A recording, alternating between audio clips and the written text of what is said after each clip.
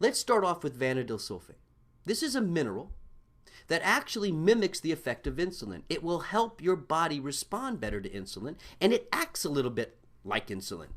And by having better insulin, or something that's mimicking insulin, you're going to drive that sugar into the cells where it belongs and manage that sugar better. Less body fat. About 7.5 milligrams with meals was shown, at least in some animal studies, to lower glucose and improve insulin sensitivity. Vanadyl sulfate. It's one of the forgotten minerals. The other two here, I wish I had more time to go into these in detail. Lipoic acid is one of my favorite antioxidants for the human body. Lipoic acid, besides fighting those free radicals and oxidative stress, is really good for insulin in the body. Lots of diabetics take lipoic acid because of its effect on restoring insulin sensitivity. About 200 to 300 milligrams a day of this important antioxidant is a major step towards attacking body fat. And then you have Ervingia. This is that amazing West African plant. Ervingia is amazing. People taking 150 milligrams twice a day in one study, and they were obese people in one study, lost 28 pounds in 10 weeks. Now, there's a lot of different reasons or mechanisms of why Ervingia works, but one of the side mechanisms we believe has to do with insulin sensitivity, managing sugar better. That's key. Remember, sugar's connected to body fat. So vanadyl, lipoic acid, Ervingia, key nutrients for helping you restore insulin sensitivity and manage sugars better. Step number 2, block carbohydrate absorption. So imagine if you eat a bunch of sugar, because by the way, the American diet culprit, it's sugar, refined sugar. That's what gets us. So all of this sugar we're taking into our system floods our bloodstream, flooding our bloodstream like that. If we don't burn it, the body's going to store it, and it's going to store it as fat. So by blocking the amount of carbohydrates that actually get into the bloodstream is a significant step in attacking body fat, that sugar-fat connection. White kidney bean, L-arabinose, and a seaweed called bladderwrack. All of these things can help to slow down that sugar absorption into your bloodstream. This is important because sugar connects to fat. Look at white kidney bean. About 445 milligrams of a white kidney bean extract with each meal has a dramatic effect on blocking sugars getting into your blood. For instance, this was a double-blind study on 60 overweight volunteers. Half of them received the white kidney bean, the other half received placebo, a sugar pill. Both groups, and this is important, both groups were placed on the same diet. And the group that was placed on the white kidney bean, after only 30 days, lost 6.5 pounds and 1.2 inches in their waist. The placebo group basically didn't lose anything. White kidney bean, slowing down how much sugar goes from your gut into your blood. Because remember, the sugar-fat connection. Two other ones, L-arabinose. This is interesting. This is a non-dietary type sugar. So it's not going to affect blood sugar, but when you ingest it, it gets into your gut and it blocks other sugars from getting in. About 475 milligrams a day. And then the seaweed extract. Sounds funny, huh? Bladderwrack extract. 475 milligrams a day has been shown, evidence-based, to help slow down some of that sugar absorption. So now let's go on to step number 3.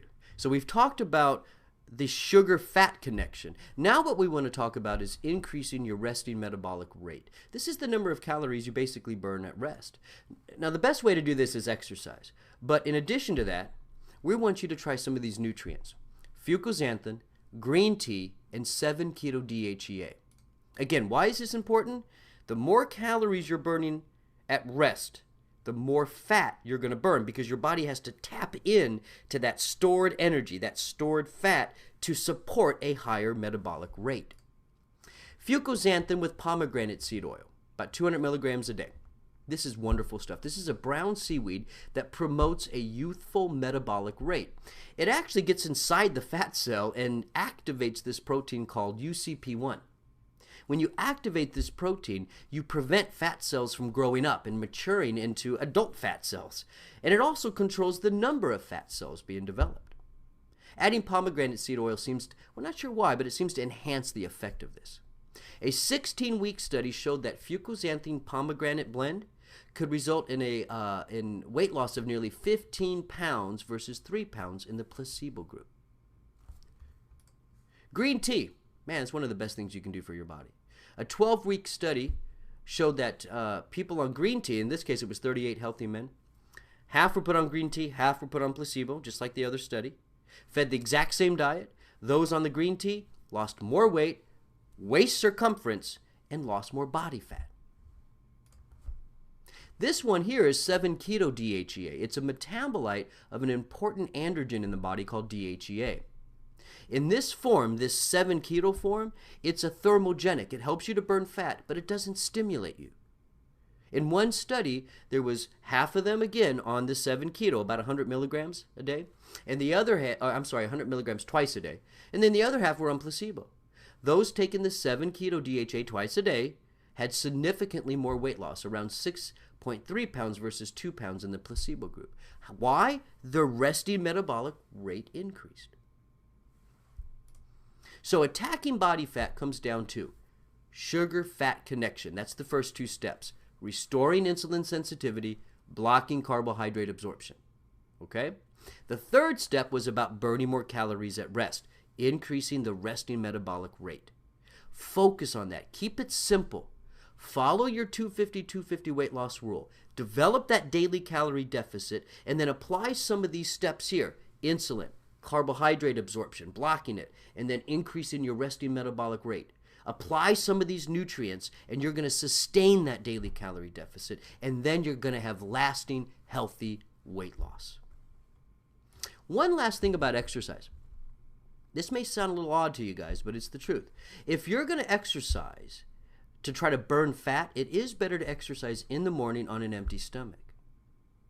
If you exercise after you eat something, guess what?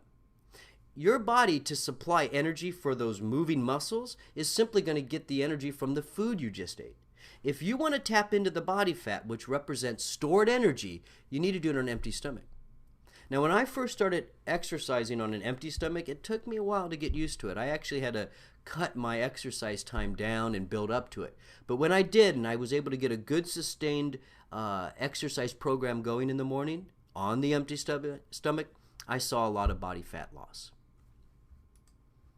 I want to thank you again for watching our webinar here, Life Extension Health Webinar Series. There's going to be a lot more of these, so please check your email. We have many, many different topics planned.